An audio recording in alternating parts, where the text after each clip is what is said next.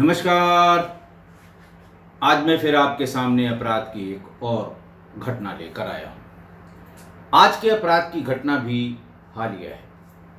राज्य है बिहार, जिला है बेगूसराय। बेगूसराय में एक थाना है बसवाड़ा। बसवाड़ा थाना क्षेत्र में 30 अप्रैल 2023 को दोपहर करीब 1:30 बजे कदराबाद गांव के गैस पाइपलाइन के पास एक व्यक्ति के सड़क पर पड़े होने की सूचना पुलिस को मिली और ये भी मिली कि इस व्यक्ति को नज़दीक से सटाकर गोली मारी गई है। पुलिस मौके पर पहुंची, आसपास के लोगों को इकट्ठा किया गया, लेकिन मृतक की शिनाख्त नहीं हो पाई। और भी खबर आसपास की गई और शाम तक ये पता लग गया कि थाना क्षेत्र बसवाड़ा के एक दूसरे गांव के रहने वाले ये शिवम कुमार, जिसकी उम्र 24 वर्ष है, ये उसका शव था। पुलिस ने पहले लाश को सील करने, पंचायतनामा करने और उसको पोस्टमार्टम के लिए भेजने की कार्रवाई पूरी कर ली। उसके बाद तब तक शिवम कुमार के घर से सारे लोग मौके पर आ गए। साथ साथ सभी लोग पोस्टमार्टम के लिए पीएम चीड़घर जिसे कहते हैं, पोस्टमार्टम हाउस के लिए जिला हेडक्वार्टर चले गए। शाम को जब डेड बॉडी आई, उसका अंतिम संस्कार करने के बाद पुलिस ने पूछताछ का काम शुरू किया।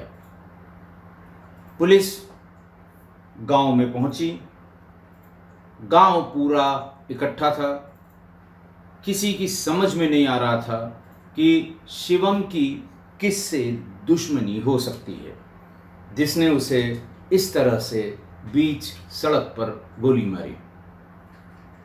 वहां जाने पर यह भी पता लगा कि शिवम अपनी मोटरसाइकिल से मेला देखने गया था और मोटरसाइकिल भी गायब है।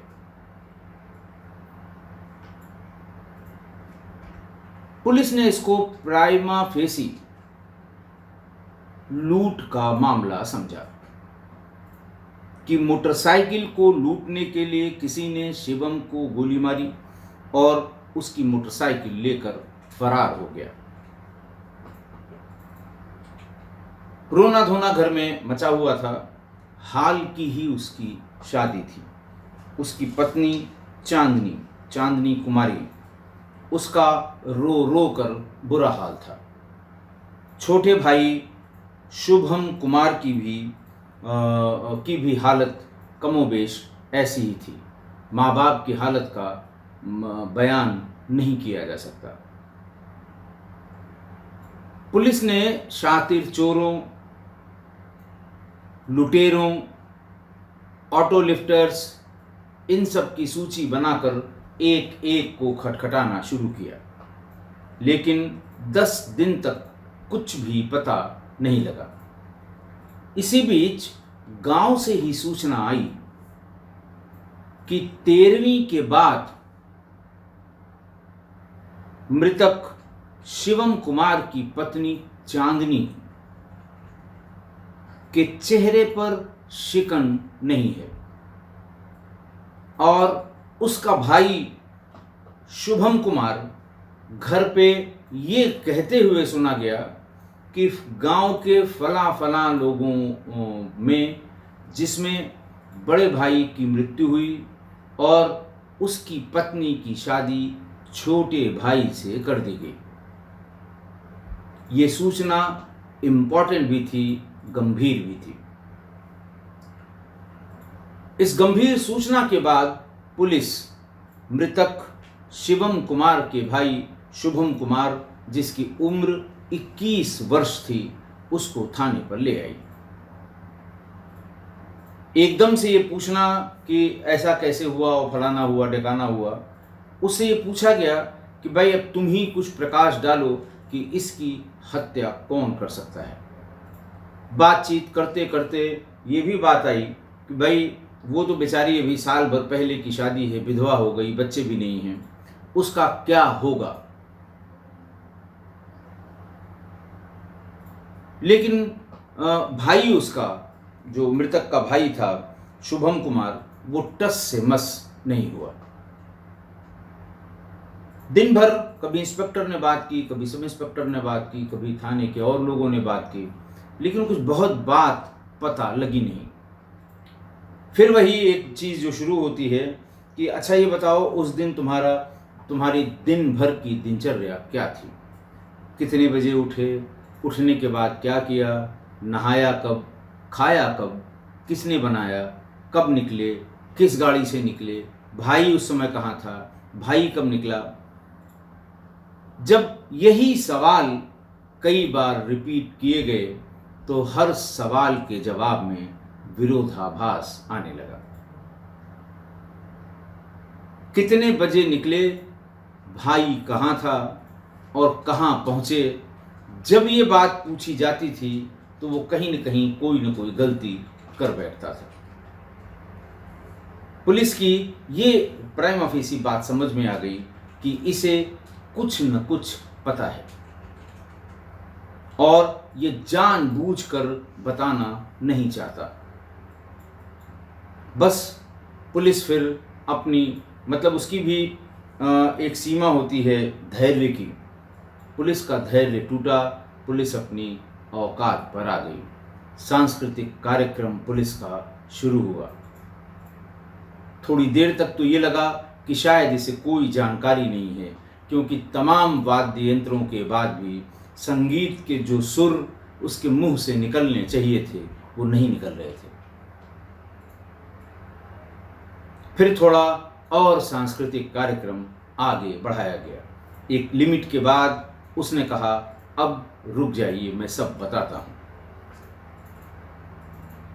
और फिर उसने जो कुछ बताया वो पुलिस वालों को भी और बाकी जो गांव भी वहां इकट्ठा था, किसी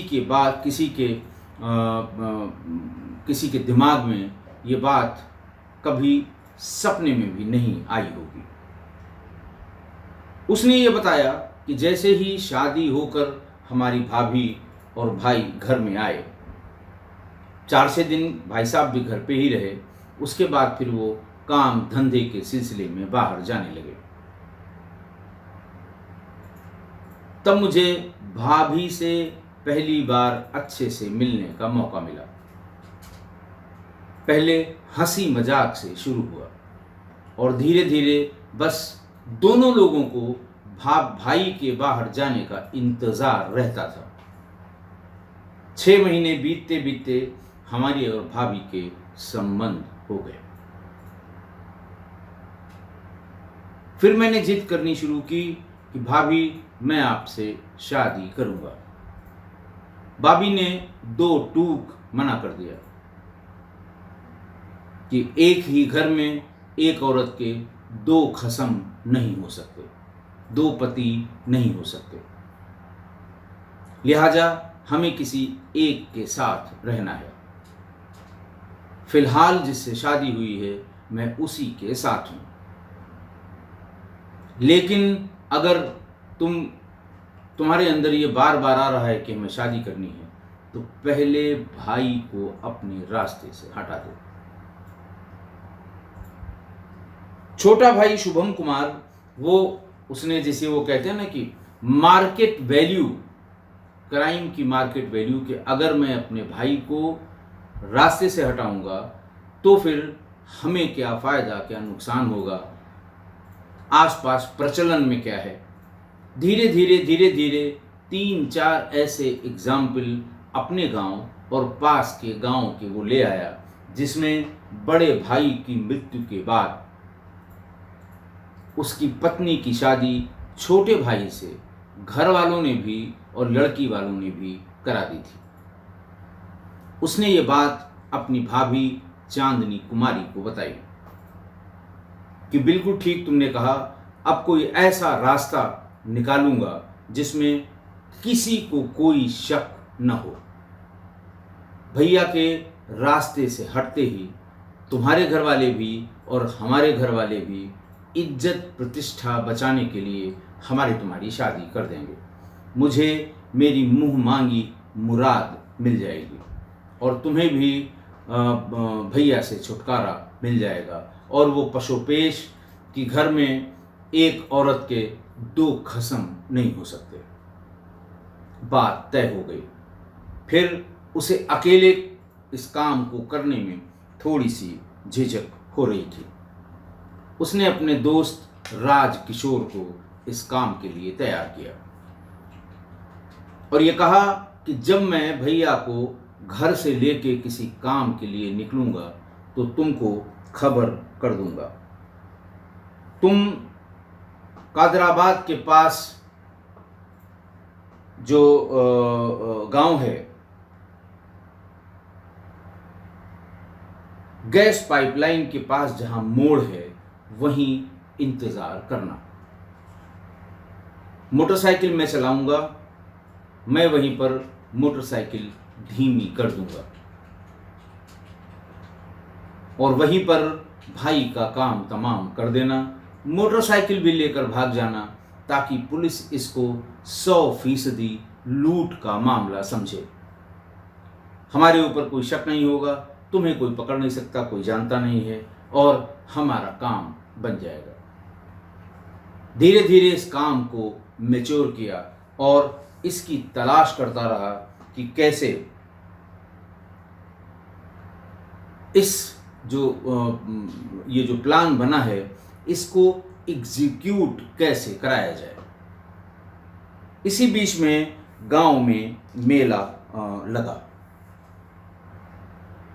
बड़ा मेला वहाँ कोई लगता है और एक दिन जिस दिन भाई और छोटा भाई, बड़ा भाई और छोटा भाई अकेले थे, उसने अचानक ये कहा कि भैया चलो ज़रा मेला देख आते हैं खाना खाने के बाद। लेकिन इस बात की पूरी सतर्कता रखी कि घर में किसी को ये पता न लगे कि बड़ा भाई छोटे भाई के साथ मेला देखने गया है। बाहर ही बात की, बाहर ही मोटरसाइकिल स्टार्ट की और बाहर ही कहा बैठो। एक बार बड़े भाई शिवम कुमार ने यह भी कहा कि कपड़े बदल लेते हैं। उसने कहा कोई ज़रूरत नहीं है, हमने भी पुराने कपड़े पहन रखे हैं, चलते हैं एक चक्कर घूम के आते हैं, फिर शाम को या कल भाभी को ले चलिएगा, मेला घुमा लेंगे। ये बात मृतक शिवम कुमार को क्लिक कर गई कि ये सही है कि वहाँ जगह जगह भटकने से बढ़िया पत्नी को कहाँ ले जाना है, किस तरह की खरीदारी करनी है, कहाँ कुछ खान पान की चीज़ें खिलानी हैं, पहले से देख लेंगे, समय की बचत होगी। इधर इसको बिठाया, थोड़ी दूर आगे जाकर 1 किलोमीटर के आसपास पेशाब करने के बहाने मोटरसाइकिल को खड़ा किया। मोबाइल से अपने दोस्त राजकिशोर को बता दिया कि मैं भाई को लेके आ रहा हूँ। राजकिशोर भी अपनी ड्यूटी पर मुस्तैद था। कदराबाद गांव के पास गैस पाइपलाइन का मोड़ जहां पर है, वहां उसने मोटरसाइकिल को थोड़ा धीमा कर लिया। उसके मोटरसाइकिल के धीमा करते ही राजकिशोर मुंह में कपड़ा बांधे हुए, हाथ में कट्टा लिए हुए जोर से बोला, खबरदार सब लोग मोटरसाइकिल से, दोनों लोग मोटरसाइकिल से उतर जाओ वरना गोली मार दूंगा। शिवम तुरंत मोटरसाइकिल छोड़ के कूद के उधर हो गया और शुभम मोटरसाइकिल के पास खड़ा रहा। राजकिशोर ने दौड़ा के शिवम को गोली मार दी और इशारा किया शुभम ने कि मोटरसाइकिल लेके भागो, मोटरसाइकिल यहाँ रहेगी तो जरूर हम पर पुलिस शक करेगी। लिहाजा वो मोटरसाइकिल लेकर मौके से भाग गया। शुभम सीधे घर आया और किसी से कानों कान नहीं बताया कि मैं भैया के साथ मेला देखने गया था, रास्ते में ये दुर्घटना हुई है। सामान्य व्यवहार और सामान्य बातचीत वो करने लगा। हल्ला होते होते शाम तक उनके घर तक ये हल्ला पहुंचा कि शिवम की बॉडी फला जगह पड़ी थी, उसे किसी ने गोली मार दी। सुनते ही शुभम दहाड़े मार मार कर रोने लगा। गांव को इकट्ठा किया, सीधे मौके पर पहुंच गया। देख के पहचान लिया कि ये हमारा भाई शिवम कुमार है। पुलिस को सब नोट कराया। पुलिस ने अपनी जो फॉर्मेलिटीज होती हैं वो पूरी की, बॉडी को पोस्टमार्टम के लिए भिजवा दिया। इस बीच में गांव भर के लोग, घर के सारे लोग पोस्टमार्टम हाउस पहुंच गए। पोस्टमार्टम हुआ बेगूसराय डिस्ट्रिक्ट हॉस्पिटल के मॉर्चरी में, और रात होते होते बॉडी घर आ गई। इस बीच में छोटा भाई शुभम कुमार दहाड़े मार मार कर रोता रहा। घर के भीतर पत्नी चांदनी कुमारी भी रो रो कर बार बार बेहोश हो जाती थी। आसपास टोला पड़ोस की महिलाएं उसे ढाढ़स बंधाने का काम कर रही थी। ऐसा 13वीं तक चला। 13वीं के तुरंत बाद इसके विधवा महिला चांदनी कुमार के रंग ढंग अचानक बदल गया। उसके रंग ढंग बदलने और शुभम कुमार की इधर उधर बातचीत करने कि अरे भाई फला गांव में उनके भी एक भाई खत्म हुए थे तो घर वालों ने शादी कर दी। ये नहीं कहा कि मैं उनसे शादी करूंगा या ऐसा होना चाहिए। लोगों के कान में ये बात डालना कि अगर ऐसा हो तो गांव के लोग इसका विरोध न करें। गांव का ही एक आध मामला, आसपास के कई गांवों के 3-4 मामले वो घूम घूम कर बताने लगा। बस यही उससे गलती हो गई। जिन जिन को बताया वो भी गांव का आदमी, देखे हो सकता है पढ़ा कम हो, गढ़ा बहुत होता है। उसे हर बात के मायने निकालने में जरा सी भी दिक्कत नहीं होती, जरा से भी टाइम नहीं लगता। और इसी तरह भाई लोगों ने इस बात के मायने निकाल लिए और 10-12 दिन बाद पुलिस तक ये बात पहुंच गई कि मामला कुछ गड़बड़ है। केवल लूट तक ये घटना सीमित नहीं है।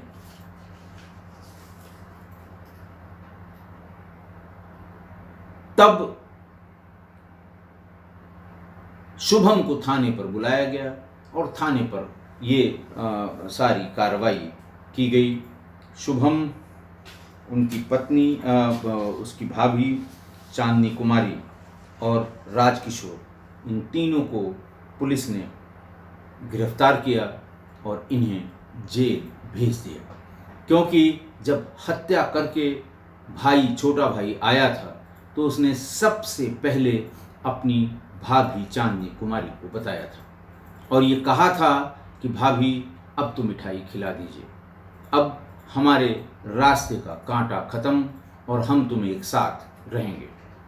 लेकिन फिर भी उस महिला ने इसका कतई कहीं जिक्र नहीं किया 10 दिनों तक। बहरहाल अब वो दोनों ही जेल में रहेंगे। एक ही जेल में रह नहीं सकते, जेल में मुलाकात हो नहीं सकती। ट्रायल होगा 4-6 साल 10 साल, अभी जेल, जमानत जेल, इसी में इन दोनों के गुजर जाएंगे। जवानी का एक बड़ा हिस्सा खत्म हो जाएगा। आज की घटना, आज फिर घर के भीतर के सदस्य ने ही एक हत्या कर दी। देखिए, मैंने बार बार बताया है कि घर की चहारदीवारी के भीतर के अपराध को रोक पाना बहुत मुश्किल काम है, बहुत ही मुश्किल है। और अनफॉर्चुनेटली इस तरह के अपराध की घटनाओं में कई गुना वृद्धि हो गई है, क्योंकि संबंधों की पवित्रता खत्म हो गई। संबंधों की पवित्रता बनाए रखने की जिम्मेदारी जिस परिवार और समाज की थी, वो परिवार और समाज भी अपनी इस जिम्मेदारी को नहीं निभा पा रहा है। अगर आप खुद इसका ख्याल रखेंगे तभी संबंधों की पवित्रता बनी रहेगी, वरना डंडा लेकर कोई संबंधों की पवित्रता घर के भीतर नहीं मेंटेन करा पाएगा। सामाजिक मूल्यों में इतनी गिरावट हो गई है कि घर के अंदर होने वाले क्राइम यानी अपराध की अब झड़ी लग गई है। एक के बाद एक, एक के बाद एक, एक के बाद एक। देखिए, घर के भीतर के अपराध से मेरा आशय है सबसे पहले तो लिव इन रिलेशन। एक घर में, एक फ्लैट में, एक कमरे में दो लोग रह रहे हैं जिन्होंने शादी तो नहीं की है, लेकिन शादी के बाद की सारी रस्में उसी कमरे के भीतर होती हैं। और फिर एक दिन पता लगता है कि साहब इतने टुकड़े हो गए, मतलब कुकर में उबाल दिया। ये तो हाइट हो गई घर के भीतर होने वाले अपराधों में। और लिविंग रिलेशन की ये घटनाएं जो घर के भीतर का अपराध है, इसमें जो तेजी आई है, बिल्कुल एकदम ऐसी तेजी कि बस पूछिए नहीं। हर चौथे दिन, हर तीसरे दिन एक बड़ी घटना जो सबके सामने आती है वो घर के भीतर का ही अपराध है। दूसरा, डाउरी डेथ। एक बहू नई आई, घर में बहुत से सदस्य हैं, सास, ससुर, ननद, भाभी, तमाम लोग हैं घर के भीतर, और वो घर के बाहर की सदस्य है। उसे अपनी तरफ, अपने कब्जे में लेने के लिए, काम कराने के लिए या झूठी शान बघारने के लिए वही दहेज की बातें शुरू होती हैं। और एक दिन वो या तो स्वयं अपनी जान दे देती है या घर वाले मिलकर उसकी जान ले लेते हैं। ये भी अपराध घर के भीतर का अपराध है। तीसरा, घर में अनैतिक संबंध घर वालों के द्वारा। जाने कितनी घटनाएं मैंने बताई होंगी कि मौसी का लड़का, चचेरा भाई किसी भी नए छोटे बच्चे के साथ, चाहे लड़का हो चाहे लड़की हो, उसके साथ गलत संबंध, अनैतिक संबंध, अवैध संबंध जबरदस्ती बनाने की कोशिशें हुई और अपराध हो गया। मार डाला, मार के डिस्पोज ऑफ कर दिया। जाने कितनी घटनाएं मैंने आपको बताई हैं। ये भी रीसेंट ट्रेंड है। ये तो बच्चों के साथ हुआ। घर के भीतर के अनैतिक संबंध बालिगों के बीच में, अलग अलग संबंधों वाले लोगों के बीच में, लेकिन घर के भीतर ही। ये भी घर के भीतर का क्राइम है। इसे रोकना होगा। आखिर पारिवारिक मूल्यों की गिरावट कहां तक होगी, कहां जाके रुकेगी? क्या मतलब ये रसातल में ही जाके रुक पाएगी और कोई चारा नहीं है?